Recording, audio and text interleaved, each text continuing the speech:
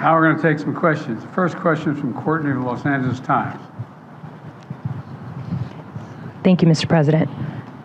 My turn to ask a question. I think the next question is Mary Bruce, ABC. Republicans say you're refusing to negotiate on the debt limit.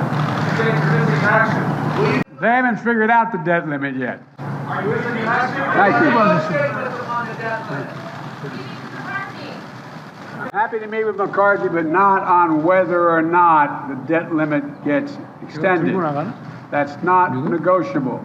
I noticed they quote Reagan and they quote Reagan all the time, and they quote Trump, both of which said, it says, I'm paraphrasing, it would be an absolute crime to not extend the debt limit. You recently launched your re-election campaign. You've said questions about your age are legitimate, and your response is always, just watch me. But the country is watching, and recent polling shows that 70% of Americans, including a majority of Democrats, believe you shouldn't run again. What do you say to them? What do you say to those Americans who are watching and aren't convinced? You've said you can beat Trump again. Do you think you're the only one? I may not be the only one, but I know him well, and I know the danger he presents to our democracy, and we've been down this road before. To be clear, though, you just said, I know him well. Did Donald Trump's decision to run affect yours? Would you be running if he wasn't? Yeah, I think I still would be running if he wasn't. I do know him well. He's not hard to know, as you know. You know him well, too. The question is whether or not, look, there's more to finish the job. And with regard to age, you know, and polling data, I noticed the polling data I keep hearing about is that I'm between 42 and 46% favorable rating, et cetera. But everybody running for re-election in this time has been in the same position. There's nothing new about that. You're making it sound like Biden's really underwater. Number one. Number two, when the same polling data asks whether they think what kind of job I've done, it gets overwhelmingly positive results.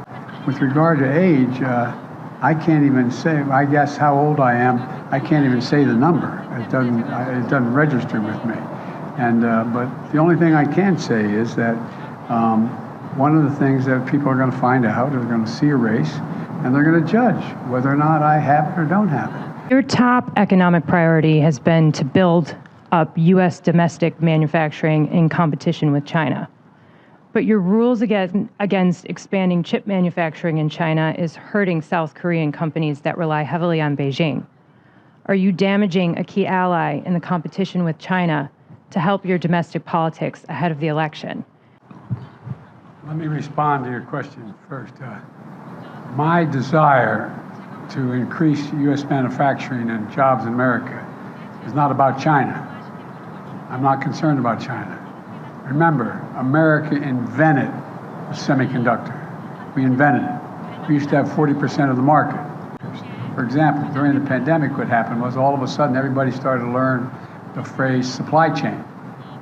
A year ago, no one knew what the hell everybody was talking about when he said supply chain. But now they all know.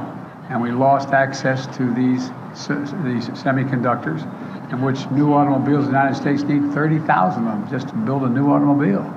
Look, you know, think about what I inherited when I got elected. I inherited a nation in overwhelming debt at the time, number one, in the hole for the 4 years that he was president.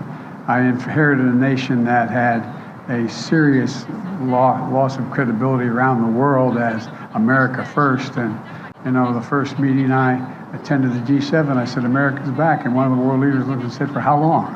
For how long? There's a great concern about the United States being able to lead the free world. And we're doing that again.